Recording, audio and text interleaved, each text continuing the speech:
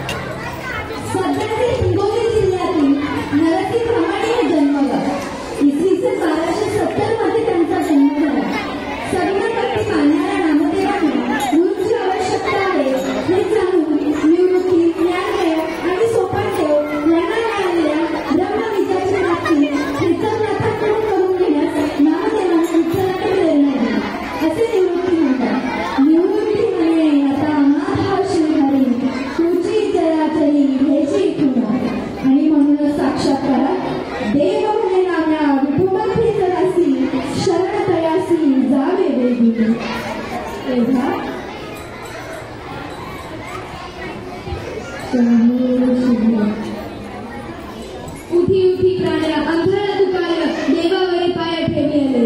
तुम्ही देवाच्या मूर्तीवर पाय ठेवून कुशल झोपला. तुम्हाला काहीच कसे वाटत नाही. अहो, देवाबद्दल आदर आहे की नाही?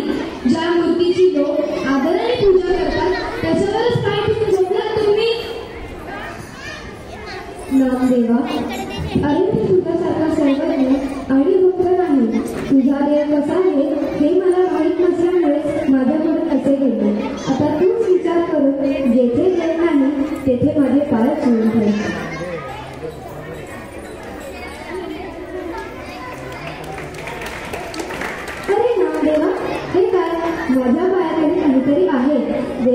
मूर्ती आहे का? हो, मी दुसरीकडे ठेवतो.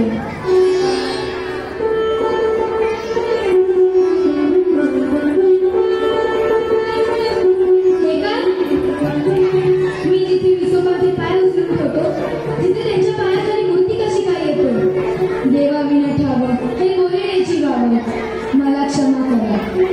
परमेश्वराच्या सर्वव्यापी स्वरूपाच्या अज्ञानामुळे मी आपल्यावर रागावलो. तिन्ही त्रिभुवनी आपण व्यापुनी आनंदे गोंधळी राहिला.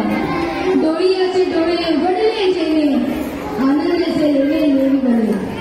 कैवल्याचा गाभा विटेवरी उभा दिसे दिव्य शोभा पांडुरंग. नामाने माझी भक्ती दे माऊली कृपेची सावली केली नामा. परमात्मा जल स्थल काश पाषाण अणुरेल्यातून साक्षीभूत आहे हे तू जाणील. तो निर्वाण नाही असा काळ नाही आणि तो तिथे नाही असं स्थळी नाही ही भावना दृढ ठेव. सुखाचे स्वरूप घेऊन जातरी विठ्ठल नाम उभारे तीही लोका हीच विसावणे येथून काढले. ते तुझ दिदले जारे नामा ते तुझ दिदले जारे नामा. नामदेव कीर्तन करी पुढे देव नाचे पांडुरंग. अशी योग्यता असलेल्या नामदेवांनी नाचू कीर्तनाचे रंगी ज्ञान दीप लावू जडी या ध्येयासाठी 50 वर्ष भागवत धर्माचा प्रसार केला. भागवत धर्माचे आद्य प्रचारक होते ते. हा प्रचार करता करता नामदेवांना पंजाब राजस्थानपर्यंत पोहोचले.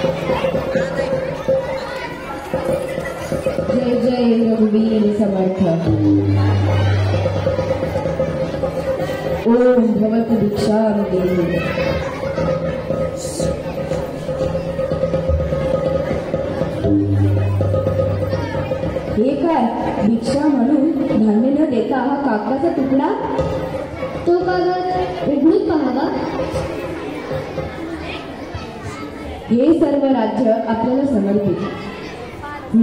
मी ही भिक्षा स्वीकारतो आणि प्रभू रामाचे हे राज्य सांभाळण्यासाठी आणि वाढवण्यासाठी तुम्हाला नियुक्त करतो. हे राज्य तुम्ही सांभाळावे, समाजाची सेवा करावी, त्यांचे जीवन सुरक्षित करावे, सगळ्यांना न्यायाने वागणूक द्यावी. आपला धर्म हा हिमालयात जाणे नसून राज्याची न्यायपूर्वक उत्तम व्यवस्था करणे हा आहे. जय जय रघुवीर समर्थ.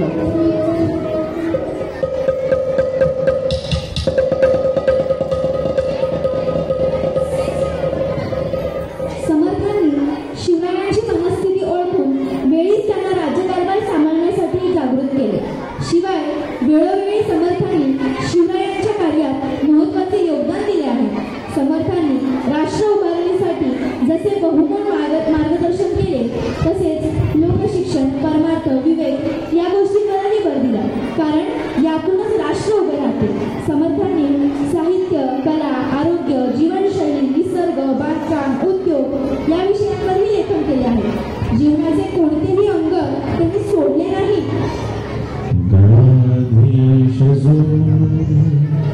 ईश सर्वा गुणांचा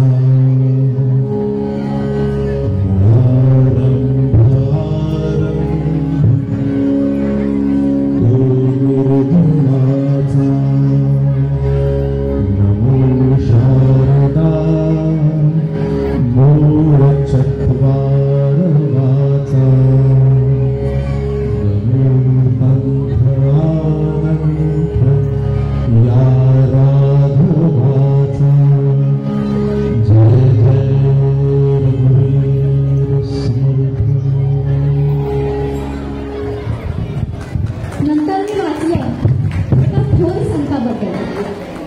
वारकरी संप्रदायाचा कळस व जगद्गुरू म्हणून ओळखला जातो.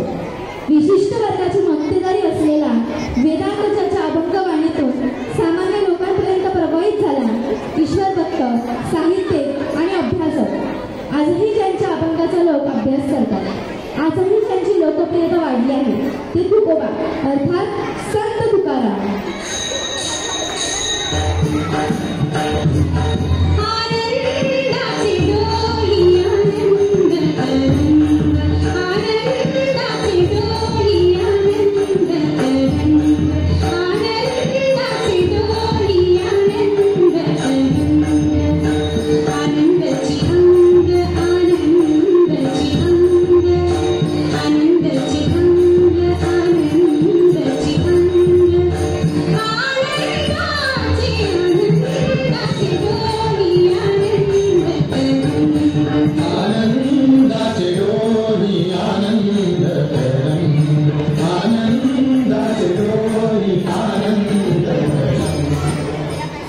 वेदाचा तो अर्थ आम्हासीचा ठावा इतरांनी वहावा भार माथा हे परखड मत व्यक्त करणाऱ्या तुकोबांचे नाव तुकोबा बलोबा अंबिले.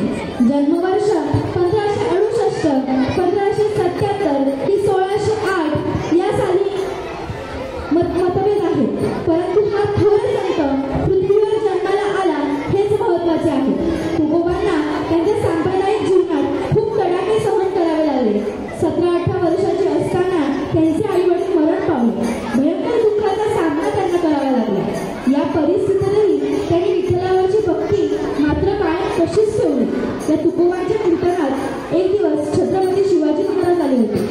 त्याची खबर तिथल्या एका पठणाला लागली आणि तो हल्ला करण्यासाठी आला. महाराजांनी गजर सुरू केला आणि तेवढ्यात पाऊस सुरू झाला. त्या गडबडीत पठाण व सैनिक तिथून निघून गेले. त्यात शिवाजी महाराज वाचले. या प्रसंगानंतर शिवरायांनी त्यांना भेट पाठवली, पण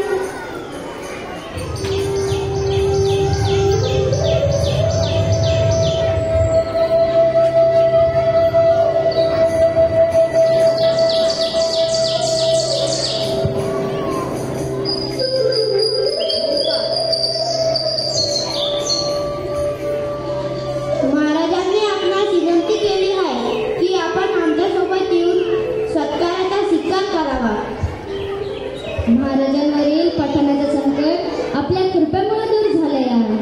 महाराजांना आपली सेवा करायची इच्छा आहे म्हणून ही छोटीशी भेट पाठवली आहे. बाहेर ड्युट्या, छत्र्या आणि घोडे बी आहेत, यांचा स्वीकार करावा अशी विनंती केली आहे महाराजांनी.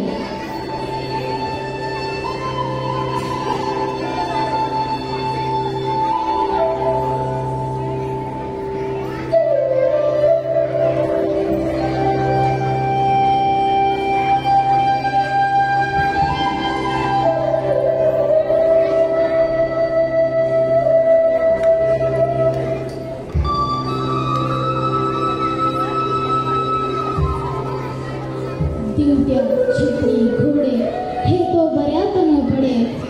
आता राया मज गोमेसी कासया मानदंड चेष्टा हे तो शुकराची निष्ठा. तुका म्हणे देवा मला सोडविणे धावा, माझं सोडविणे धावा. आम्हाला दिवट्या, छत्री, घोडे याचा आम्हाला काय उपयोग? आम्हाला त्या बऱ्या वाटत नाहीत. पोरांनो द्या बरं त्या वस्तू परत.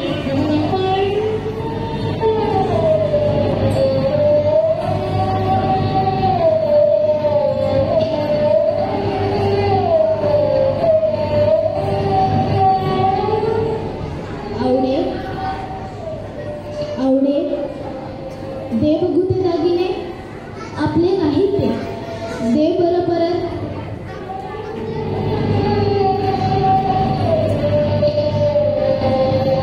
महाराजांना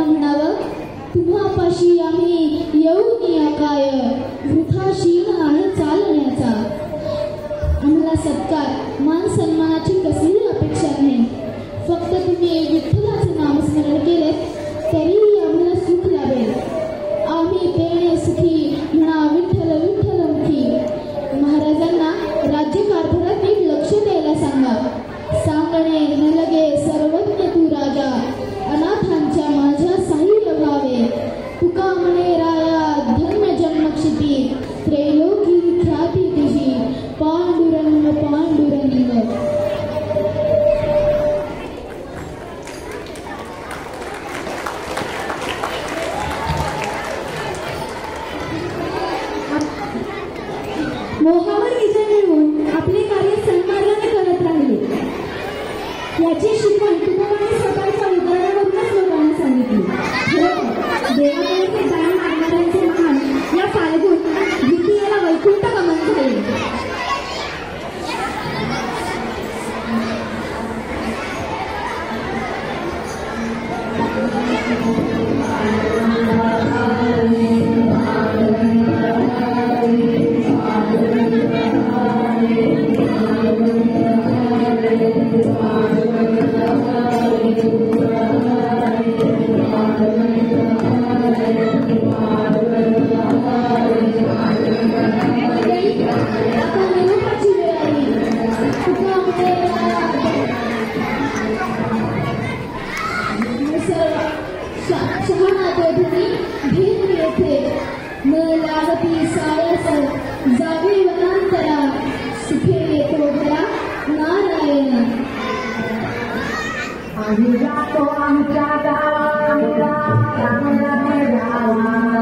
राम राम